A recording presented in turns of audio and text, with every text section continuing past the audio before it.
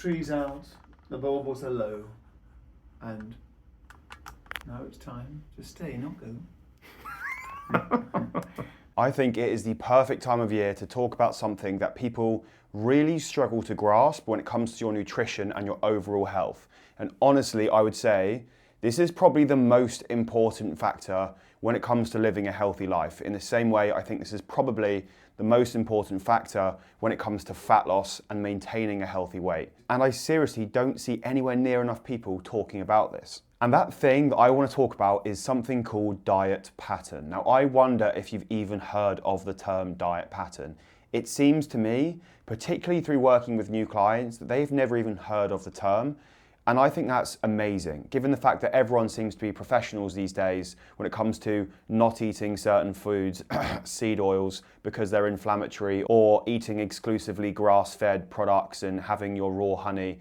And everyone's an expert when it comes to inflammation. Ooh. But no one seems to understand what diet pattern even is. And the vast majority seem to have never even heard the term. So, let me educate you on diet pattern and let me walk you through why it is the most important factor for your overall health and for fat loss, and why I think it is so important this time of year. There are flies in the dojo, by the way, little fungus gnats, and it's because I'm overwintering peppers in here. A little bit niche. Basically, if you see like a little gnat go across in front of the camera at any point in this video, my apologies, it is what it is. I'm trying to get rid of them, obviously. They do my head in. So what is diet pattern? Now, the best way for me to describe diet pattern would be the frequency and variety of foods that appear across your diet throughout the week. Let me explain this concept by asking you a question. Do you think that eating one donut is bad for you? The answer, I would hope, is no, because one donut is definitely not bad for you. There is no such thing as bad food. I will die on that hill, and anyone with a brain would join me on that hill. Sorry. So if you have one donut, is that bad for you? I would hope you would say no. If you had 10 donuts, would that be bad for you in terms of the entire course of your life? Again, probably not, realistically. 10 donuts in one day, you might not feel great, but it's not going to cause any major long-term health issues unless you're a weakling.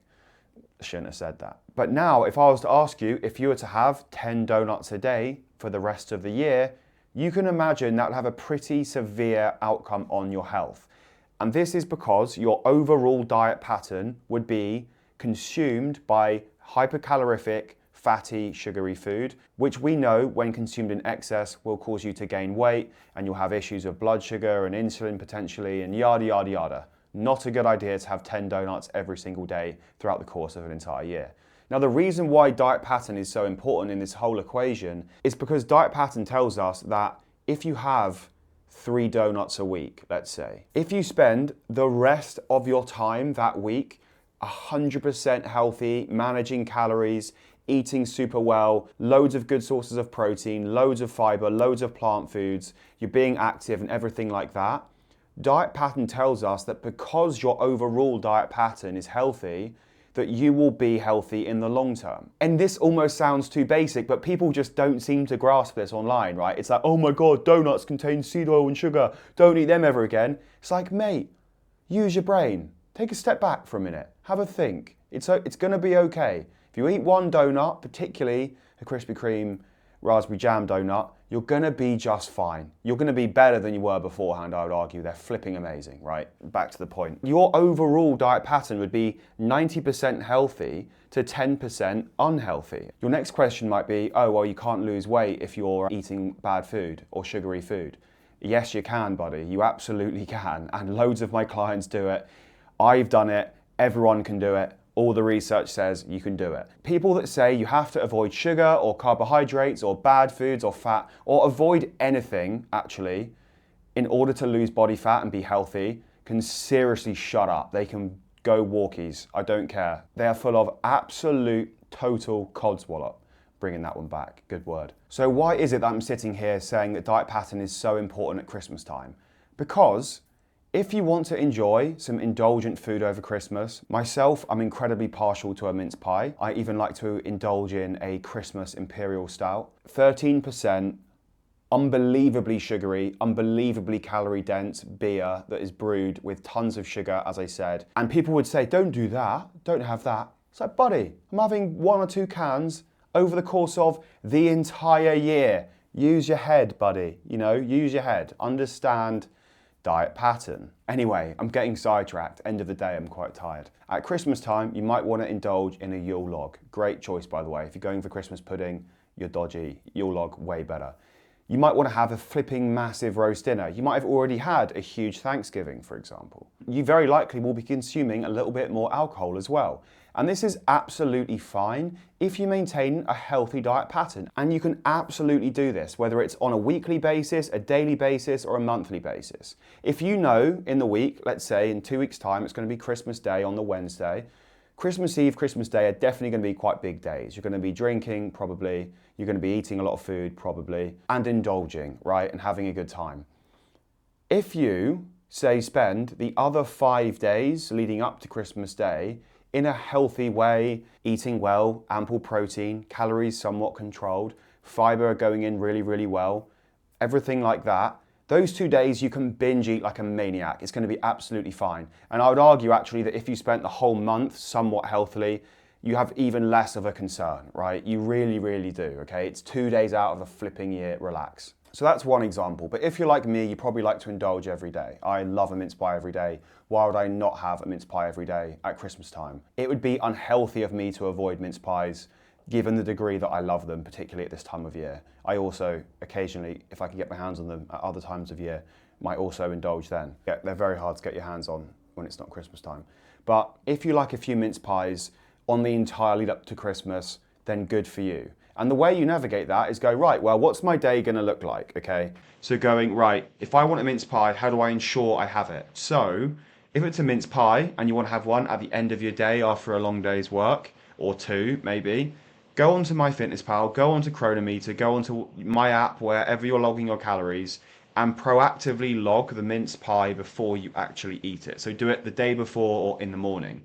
And then you know what your calorie budget is for that day. So you can say, okay, well, if this mince pie is 300 calories, then I know that I should just eat 300 less calories today and adjust accordingly. So like if your daily calorie limit is 2,000 and then you go, I'm gonna have a mince pie at 7 p.m, log it in the morning before you have it, and then you go, okay, right, well, I can have that mince pie as long as I have 1,700 calories today.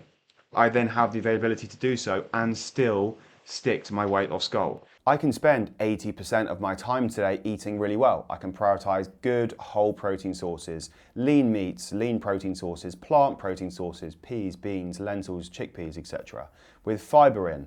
And I can prioritize a vast variety of micronutrient diversity by going for different color plant foods when I make a plate of food. And then I can eat my mince pie, or more likely mince pies, completely guilt-free, And also, a final message here, just before we wrap up the point on diet pattern, it's flipping Christmas, mate, okay? Christmas is to be enjoyed. If you have a PT or an online coach that is telling you right now to track calories, particularly on Christmas Day, but if they're telling you to be super regimented around holiday time, I would think about how important your goals are to you and how aligned with your goals they are with you.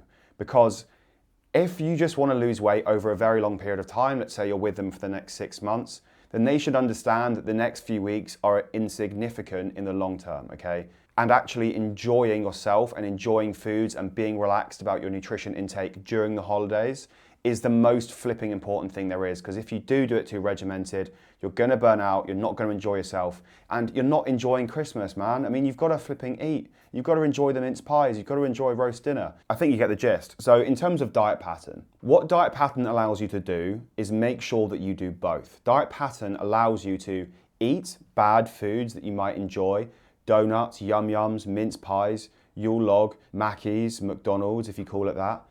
All of those things you can have, and you can still lose body fat, you can still get in great shape, and you can still be healthy, because one donut will not give you diabetes. One donut will not cause a degree of inflammation that will cause your brain to hemorrhage. I really shouldn't say that. Maybe I'll use something else and see if I can say that on YouTube. One donut won't make your brain explode. That's a little bit fairer, right? So to every single account on social media that probably won't see this, if you are telling your following to avoid specific foods because those foods are bad if they contain sugar or they're processed or have chemicals in or whatever, shut up, because you do not understand nutrition. If you understand nutrition, you understand diet pattern, and you understand the most important factor here is the dose and the frequency of that dose. If you have bad food 20% of the time or 10% of the time, whether it's a daily or weekly basis, and the other 80 to 90% of the time you're spending being healthy and eating well,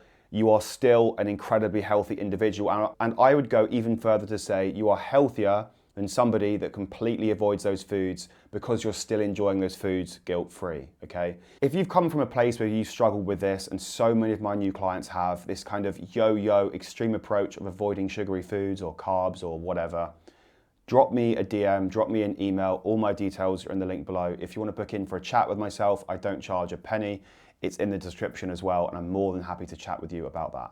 So I hope you enjoyed the video, folks. Diet pattern, don't sleep on it. It is quite literally the most important variable when it comes to making better decisions about nutrition and your health. So on that note, I'll see you next week and have a lovely Christmas. And definitely get yourself a mince pie.